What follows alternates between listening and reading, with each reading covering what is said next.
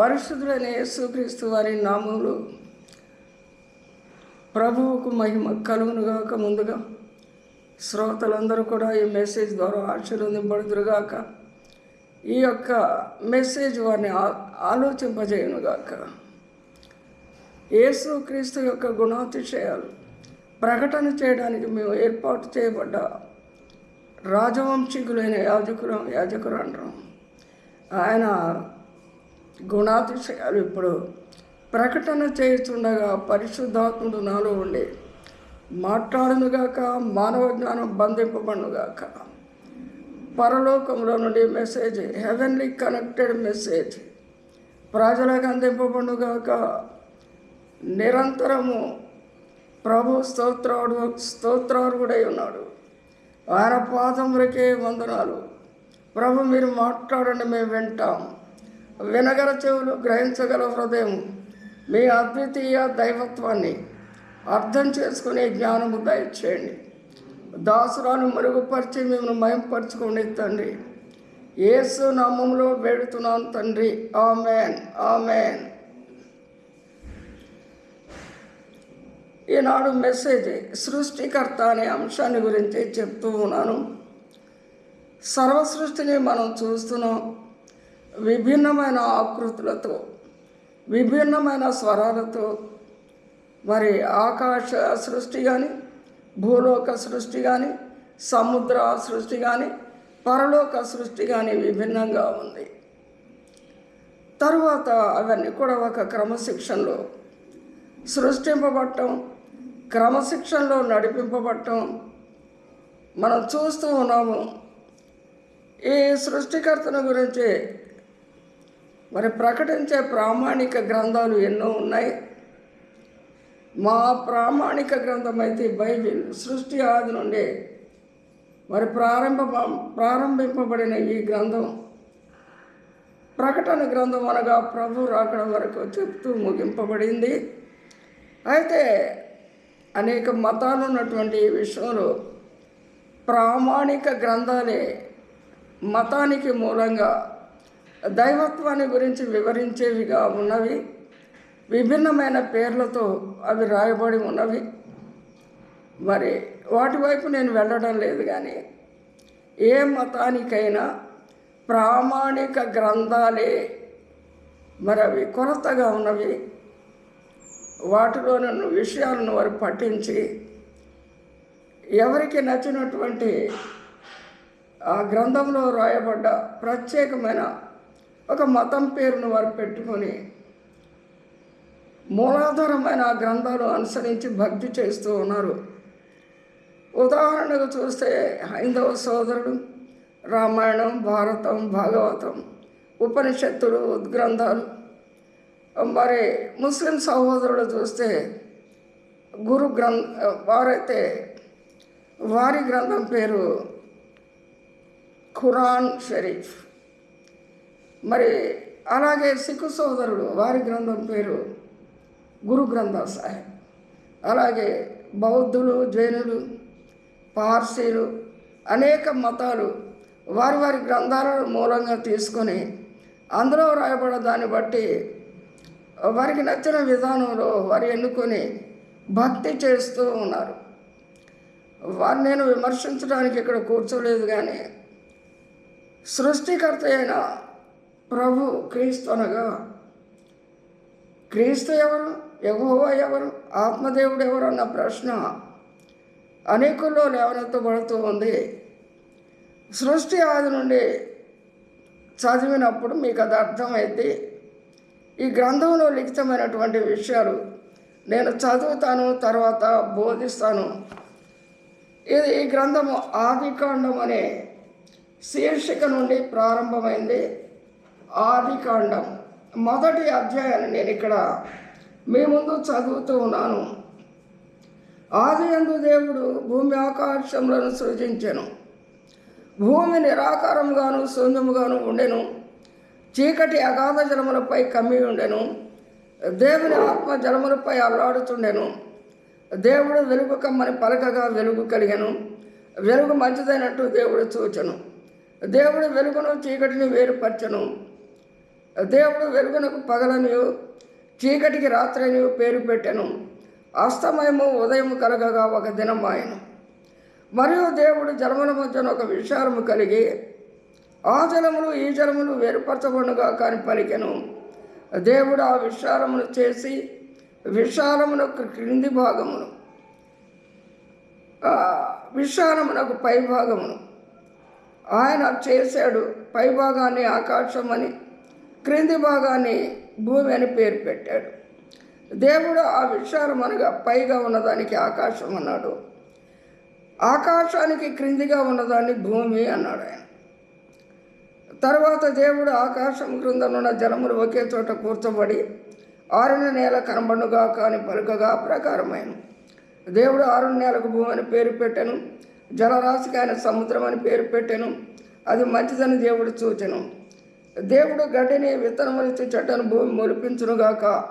తమ జాతి ప్రకారము తమలో విత్తనములు గల ఫలమిచ్చు ఫలవృక్షములను భూమి మొలిపించునుగాక అని పలుకగా ప్రకారమైన. భూమి గడ్డిని తమ తమ జాతి ప్రకారంగా విత్తనములిచ్చే చెట్లను తమ జాతి ప్రకారంగా తమలో విత్తనములు గల ఫలవృక్షమును మొలిపింపగా అది మంచిదని దేవుడు చూచెను. అస్తమయము ఉదయం కలగగా మూడవ దినం ఆయన. దేవుడు పగటిని రాత్రిని వేరుపరచుచు ఆకాశ విశాలమందు జ్యోతులను కలుగునుగా కానీ అవి సూచనలు, కాలములు, దినములు, సంవత్సరములు సూచించుటకై ఉండునుగాక. భూమి మీద వెలుగుచుటకై అవి ఆకాశ విశాలమందు జ్యోతులే ఉండునుగాక అని పలికెను. ఆ ప్రకారం ఆయన. దేవుడు ఆ రెండు గొప్ప జ్యోతులను అనగా పగటిని ఏలుటకు పెద్ద జ్యోతి, రాత్రిని ఏలుటకు చిన్న జ్యోతి నక్షత్రములు చేసెను. భూమి మీద వెలుగుచుటకై పగటిని రాత్రిని ఏలుటకు వెలుగును చీకటిని వేరుపరచుటకు దేవుడు ఆకాశమందు వాటిని ఉంచెను. అది మంచిదని దేవుడు చూచెను. అస్తమయం ఉదయం కలుగగా నాలుగవ దినం ఆయన. దేవుడు జీవము కలిగి చరించు వాటిని జలములు సమృద్ధిగా పుట్టించునుగాక. పక్షులు భూమిపై ఆకాశ విశాలంలో ఎగురునుగాక అని పలికెను. దేవుడు జలములు వాటి జాతి ప్రకారము సమృద్ధిగా జీవరాశులను పుట్టించునుగాక. మహామత్స్యములు జీవము కలిగి జరించు వాటిని ఆయన వాటి జాతి ప్రకారం రెక్కలు గల ప్రతి పక్షిని సృజించను. అది మంచిదని దేవుడు చూచెను.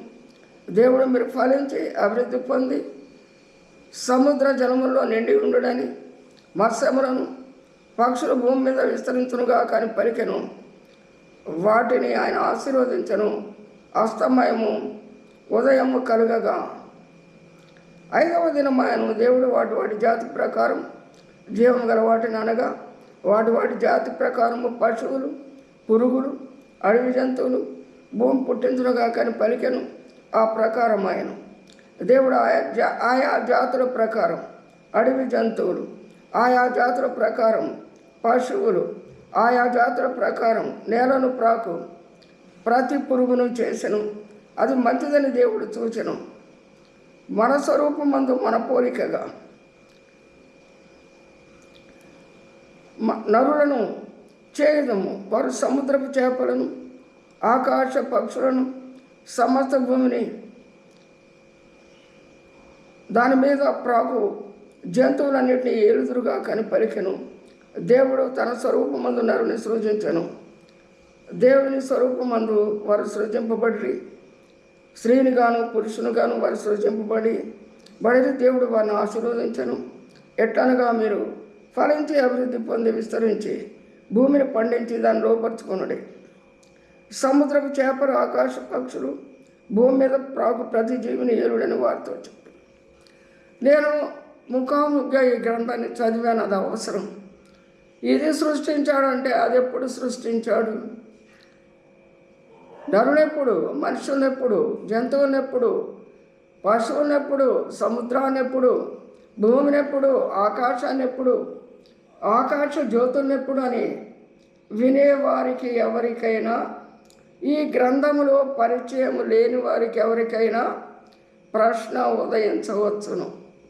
ఈ గ్రంథము ఒక క్రమబద్ధంగా సృష్టి ఆది నుండి సృష్టి అంతము వరకు కూడా రాయబడి ఉన్నది. విశదంగా రాయబడి ఉన్నది ఈ గ్రంథం. కాబట్టి సృష్టికర్త ఎవరు?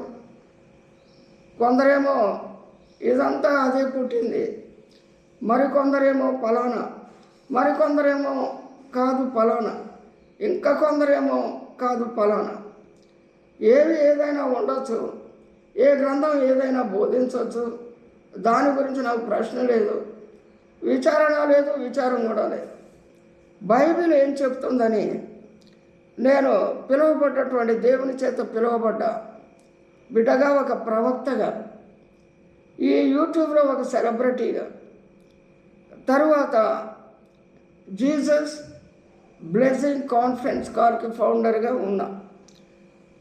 నాకు చేతనైనంత వరకు దైవరాజ్య విస్తరణ చేసి ప్రజలను రక్షణలోకి నడిపించడమే జయంగా నేను నిలబడి ఉన్నాను. నా చేతనైనంత కాలము రిటైర్మెంట్ లేని ఈ ఉద్యోగంలో కొనసాగడానికి ప్రభు నన్ను బలపరుస్తూ ఉన్నారు. ఆయనకి వందనాలు.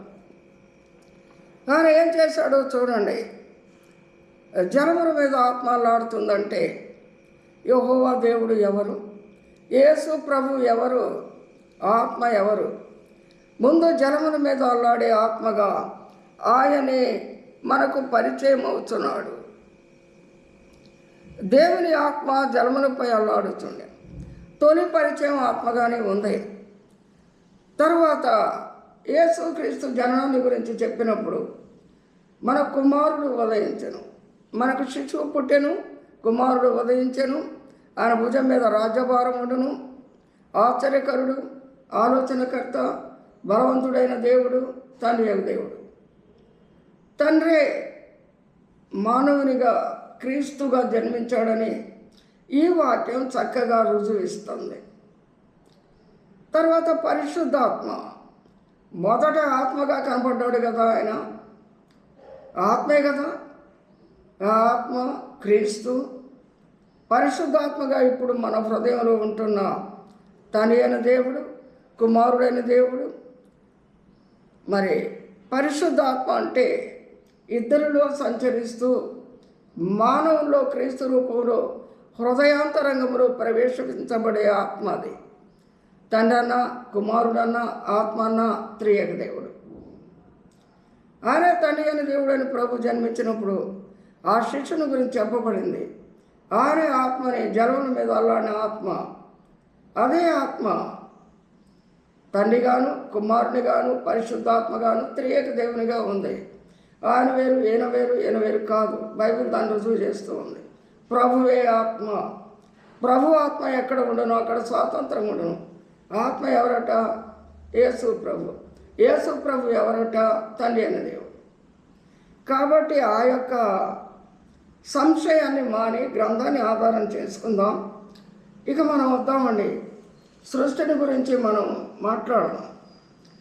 సరే, మానవుడు సృష్టి చేస్తాడు, జాగ్రత్తగా వినండి. ఇప్పుడు ప్రభు అయిన దేవుడు ప్రాణుల్ని చేశాడు, అనగా అరణ్య జంతువులు, సాధు జంతువులు. అరణ్య జంతువులు, సాధు జంతువులు కలుగునుగాక అంటే మనం చెప్తే కలుగుతాయండి. 195 దేశాల్లో జంతువులు ఉన్నాయి, 190 దేశాల్లో పక్షులు ఉన్నాయి, 190 దేశాల్లో ప్రాకు పురుగులు ఉన్నాయి, 190 దేశాల్లో నరులు ఉన్నారు. సముద్రంలో ఎన్నెన్నో మత్స్యాలు ఉన్నాయి. సరే, మనం చూద్దామండి, వరుసగొద్దాం. నరుడు సృష్టించాలని కూర్చున్నాడు అండి. సరే, పెద్ద కర్మాగారాన్ని పెట్టాడు, 1,000 మందిని ఎంగేజ్ చేశాడు. రకరకాల పక్షులు, రంగురంగుల పక్షులు, వాటి సైజులు అన్నీ చేశాడు అనుకుందాం. చేయలేడు అనుకో. మానవుని గర్వం ఉంటుంది కదా, జ్ఞాన గర్వం అంటారు అది. ఆ గర్వంతో నేను చేస్తాను కూర్చున్నాడు అనుకో. ప్రతి దేశంలో ఒక 10 కర్మాగారాలు పెట్టాడు అనుకో. మంచి ఊటి తీసుకొని చేశాడు, రైట్.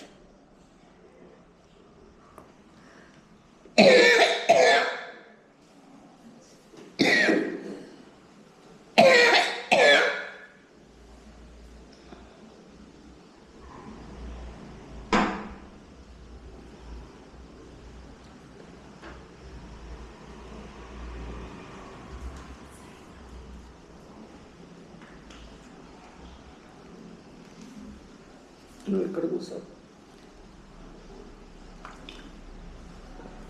పేట వేసుకుని కూర్చో, నాకు అందిట. సరే చేశాడండి. వాటికి ప్రాణం వేయగలడా? వాటికి చలనం ఇవ్వగలడా?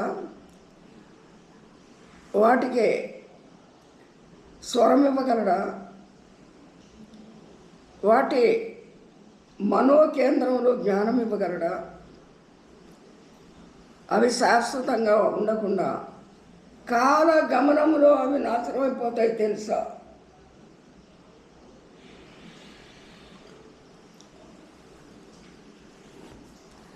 కాలగమనంలో అవి నాశనం అయిపోతాయి. సృష్టికర్త చేసినటువంటి దైవత్వము యొక్క, క్రీస్తు యొక్క దైవత్వము యొక్క మహిమ యొక్క పరాకాష్ఠత మొట్టమొదట సృష్టిలోనే దర్శనమిస్తూ ఉంది. ఎలాగంటే ఆయన వెలుగు కలుగునుగాక అంటే మనం అంటే కలుగుద్దండి. సరే, ఓ పెద్ద సైంటిస్టు లేదా జియాలజిస్టు లేదా ఓషనోగ్రఫీ తెలిసిన వ్యక్తి లేదా ఖగోళ శాస్త్రజ్ఞుడు వెలుగు కలుగునుగాక అంటే ఇద్దండి. ఆకాశం ముందు జ్యోతులు నిర్మాణమగునుగాక అంటే ఇద్దా. లేదు, నేను ఆకాశానికి ఎక్కి ఏదో ఒక జ్యోతిని చేసి ఉదయాన్నే స్విచ్ ఆన్ చేస్తా, సాయంత్రం పోయి స్విచ్ ఆఫ్ చేస్తా అంటే కుదురుద్దా? అలాంటి జ్ఞానం మనిషికి ఉందా? అలాంటి నిర్మాణం ఉన్నదా? అలాంటి అధికారం ఉందా? అలా మాటలోనే సృష్టి చేయగలిగిన స్థితి ఉందా? స్విచ్ ఆఫ్ స్విచ్ ఆన్ నీ చేతిలో ఉందా? ఆకాశ దీపాలు నీ ఆజ్ఞను అనుసరించి ఆరిపోయి వెలుగుతాయా? మెరుపులు, ఉరుములు, వడగండ్లు, పిడుగులు అన్నీ నీ ఆజ్ఞను అనుసరించి పడతాయా? కాల గమనాలు అనగా వర్షాకాలం, చలికాలం, ఎండాకాలం, మళ్ళీ వర్షాకాలం, పౌర్ణమి, అమావాస్య, ఋతువులు నీ చేతిలో ఉన్నాయా? వీటిని ఎవడైనా శాసించగలడా? గ్రహాల్లోకి వెళ్తున్నాం మంచిదే, కానీ గ్రహాల గమనాలు నీ చేతిలో ఉన్నాయా? నా చేతిలో ఉన్నాయా? పోనీ ఈ విశ్వంలో ఎవరి చేతిలోనైనా ఉన్నాయా? గ్రహాలు ఒకదానికి ఒకటి ఢీకొనకుండా, గెలాక్సీలో లెక్కించలేని పాలపుంత, నక్షత్ర మండలి పేరు పెట్టి నువ్వు పిలవగలవా? ఆయన వాటిని పేరు పెట్టి పిలుస్తాడని, వరుసలో నిలుపుతాడని బైబిల్ చెప్తుంది. ఆ దైవత్వంలోని పరాకాష్ఠత, ఆ మహాజ్ఞానం, ఆ సర్వసమర్థత, ఆ ప్రజ్ఞాశీలత క్రీస్తుకే ఉన్నది. ఆయన మాత్రమే దేవుడు. ఒకప్పుడు యెహోవాగా పిలువబడ్డాడు, నరరూపధారిగా వచ్చినప్పుడు క్రీస్తుగా పిలువబడ్డాడు. అంతరంగంలో రక్షింపబడ్డ వారి అంతరంగంలో పరిశుద్ధమైన ఆత్మగా త్రియేక దేవునిగా నివసిస్తున్నాడు ఆయన. సముద్ర జలాలు భూమి మీదకి రావాలి. ఆకాశంలో శూన్యము, ఆకాశం నుండి భూమి వరకు శూన్యము, ఆ తర్వాత జలాలని సముద్రము ఆయన వేరుపరిచాడు. మనం చేయగలమా? అసలు ఒక నదిని ఒకవైపు తిరగమని ఆజ్ఞాపించగలమా? మానవుడు ఆలోచించాలండి. సృష్టి ఆరంభం నుండి ఆయన దేవుడే, ఆయన సృష్టికర్తయే. ఆయన సృష్టి చూచినప్పుడు ఆయన మాటలో ఏముందో తెలుసా? పశువులు భూమి మీద విస్తరించునుగాక అంతే. ఎన్ని స్వరూపాలు కలిగిన పశువులు, ఎన్ని రూపాలు, ఎన్ని విభిన్న స్వరాలు, ఎన్ని విభిన్న స్వభావాలు, ఎన్ని రకాలైనటువంటి ఆహారపు అలవాట్లు. అసలు మనం చెప్తే పుడతాయా? అన్ని రకాలుగా ఉంటాయా? అన్ని స్వరాలు ఉంటాయా? అన్ని ఆహారపు అలవాట్లు కలిగి ఉంటాయా? మనం ఏమని ఆలోచిస్తున్నాం? ఆయన మహిమ, ప్రభావము, వాటికి చలనము, జ్ఞానము మనం ఇవ్వగలమా? అవి జీవించడానికి కావలసిన సామర్థ్యము, నివాసాలు మనం ఇవ్వగలమా? పక్షులు ఆకాశములో ఎగురునుగాక అంటే ఎన్ని రంగుల పక్షులండి, ఎన్ని విభిన్న స్వరాల పక్షులు, ఎన్ని ఆకారాల పక్షులు. అనగానే దానికి ఆకారం, దానికి రంగు, దానికి రూపం, దానికి స్వరం ఎవడివ్వగలడండి? ఈ విషయంలో బైబిల్ గ్రంథంలో ఎంతో స్పష్టంగా ఆయన సృష్టికర్త, ఆయనలో మహిమ ఉన్నది, సృష్టి చేయగలిగిన వాక్కులు ఉన్నాయి, సర్వ సామర్థ్యం ఉందండి. ఆయన సామాన్యుడు కాడు. యేసుక్రీస్తు ఒక సామాన్యుడు కాడండి. దేవాది దేవుడు, విశ్వానికి చక్రవర్తి. అలాగే సముద్రంలో సృష్టి చూసినప్పుడు ఎన్నో సముద్ర జలరాశులు, అందులో రకరకాలు చేపలేంటి, రొయ్యలేంటి, మరి వాటిలో తిమింగలాలేంటి, చేపల పేర్లేంటి, అలాగే మొసళ్ళేంటి, నీటి గుర్రాలేంటి, భయంకరమైన జీవజాలాలు ఏంటి, ఆక్టోపస్ వంటి విచిత్ర ఆకృతి కలిగిన జీవరాశులు ఏంటి, అది మనం చేయగలమా అండి? సముద్ర జలములు సమృద్ధిగా జలచరములను పుట్టించునుగా కంటే అయిద్దండి. మనం అయిద్దా? ఈనాడు అందరూ యేసుక్రీస్తు దేవుడని తెలుసుకుంటూ ఇతర విశ్వాసాల్లో ఉన్నటువంటి వారు కూడా వారు సాక్ష్యం ఇస్తూ ఉన్నారు యేసుక్రీస్తు నిజమైన దేవుడని. ఎంతో కాలంగా ఎన్నో మతాల్లో ఉన్నవారు కూడా వాళ్ళు బయటకు వచ్చే పూజారులు, పీఠాధిపతులు కూడా ధైర్యంగా క్రీస్తు దేవుడని సాక్ష్యం ఇస్తూ ఉన్నారు. మరి దాని మాట ఏంటి? అవన్నీ బహిరంగ సాక్ష్యాలే కదా, మన కళ్ళ ముందు కనబడుతున్నాయి, మన చెవులకు వినబడుతున్నాయి కదా. ఆ సర్వసామర్థ్యాన్ని చూసారా? అలాగే ఆయన పరలోకాన్ని సృష్టించాడు. ఆ సృష్టి గురించి అద్భుతంగా వ్రాయబడి ఉంది. మరణం తర్వాత మరొక లోకం ఉందని బైబిల్ చెప్తూ ఉంది. క్రీస్తును రక్షకునిగా అంగీకరించి ఆయన శిలువ రక్తంతో ప్రతి పాపాన్ని కడుక్కున్నటువంటి వ్యక్తి, అంతరంగములో క్రీస్తు కలిగిన వ్యక్తి, ఆత్మ యొక్క అభిషేకం పొందినటువంటి వ్యక్తి, మచ్చైనా, మరకైనా, ముడతైనా, డాగైనా లేని జీవితాన్ని జీవిస్తూ భక్తిని సాధన చేస్తూ దేవుని చిత్తాన్ని నెరవేరుస్తూ విధేయులై, వినమ్రులై, సాత్వికులై మరి దేవుని కొరకు నిలబడి ఆయన రాజ్య నిర్మాణం చేస్తూ దుష్టుడి రాజ్యాన్ని కూలుస్తున్నటువంటి ఆయన బిడ్డలు మరణం తర్వాత ఎక్కడికి వెళ్తారండి? ఇక్కడి వరకేనా?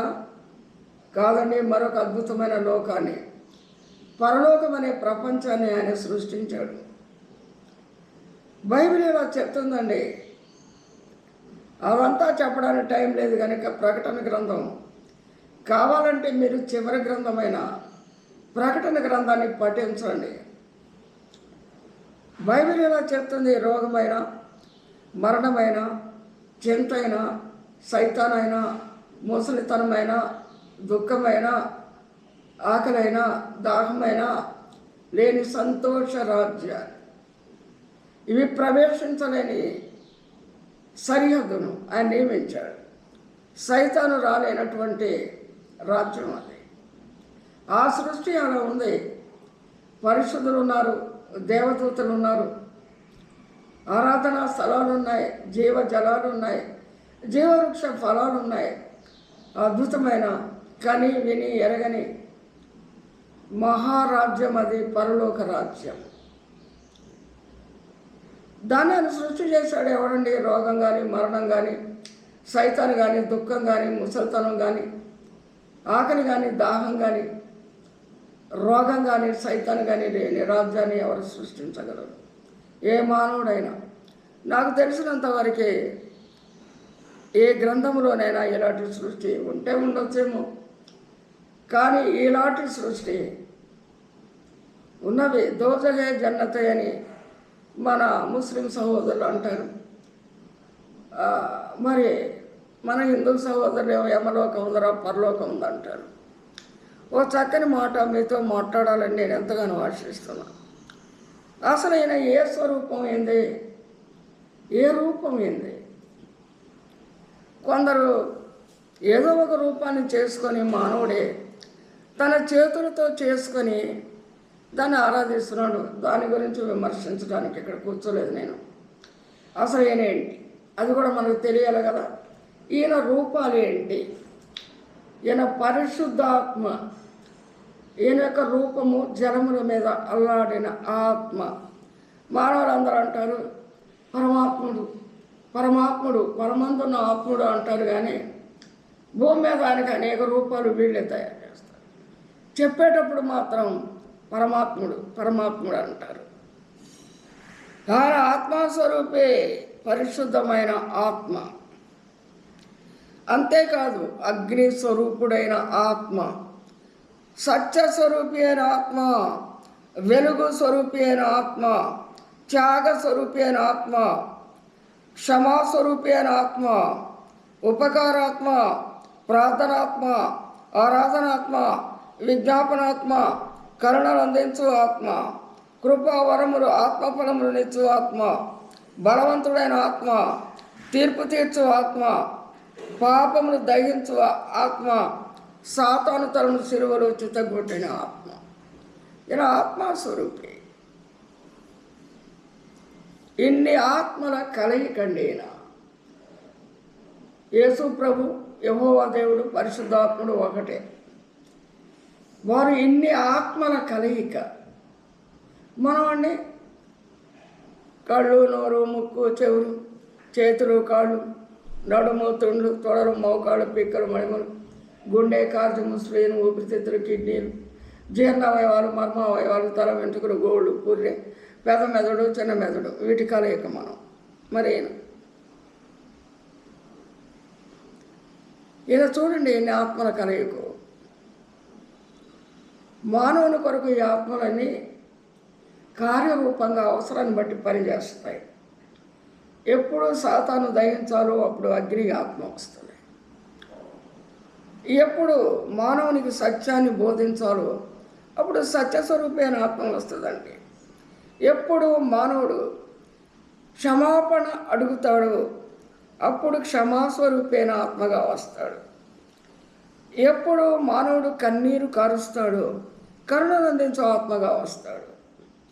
ఎప్పుడు ప్రార్థన చేయక మానవుడు మరి డీలా పడిపోతాడో ప్రార్థనాత్మగా వస్తాడు ఆయన.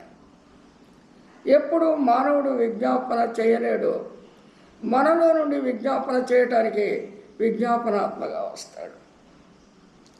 అలాగే ఆయన ఎప్పుడు మనం బలహీనులమై ఉంటామో మనల్ని బలపరచడానికి బలవంతుడైన ఆత్మగా వస్తాడు.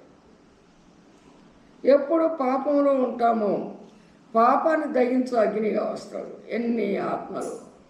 అన్ని ఆత్మల కలిగికేనండి క్రీస్తు భగవానుడు. కానీ బొమ్మ కాదు, చెట్టు కాదు, పుట్ట కాదు, గుట్ట కాదు, వెండి బొమ్మ కాదు, బంగారు బొమ్మ కాదు, రాతి బొమ్మ కాదు, రతనాల బొమ్మ కానే కాదు.